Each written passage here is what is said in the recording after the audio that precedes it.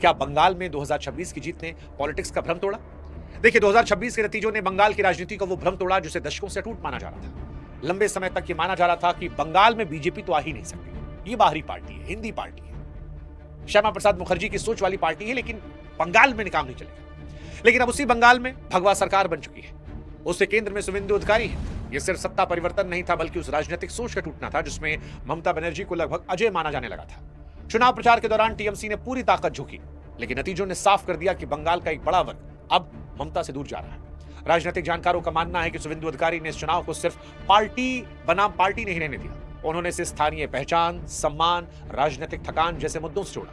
यही वजह थी कि बीजेपी उन इलाकों में ही पहुंची जहां उनका संगठन भी कमजोर था। उत्तर बंगाल, जंगमहल, मेदिनीपुर जैसे इलाकों में बूथ स्तर तक बनाई गई रणनीति ने टीएमसी के मजबूत ढांचे को कई जगह हिला दिया। कई राजनीतिक पर्यवेक्षकों का कहना था कि शुवेंदु की सबसे बड़ी ताकत यही थी कि वो बंगाल की जमीन, जातीय समीकरणों, स्थानीय गुस्सों को करीब समझ रहे थे। हालांकि विपक्ष ने इस जीत पर कई सवाल भी उठाए। टीएमसी के नेताओं ने प्रशासनिक दबाव, एजेंसियों के इस्तेमाल, चुनावी माहौल को लेकर आरोप लगाए, जबकि बीजेपी लगातार इसे जनता के गुस्से और बदलाव का नतीजा बता रही थी।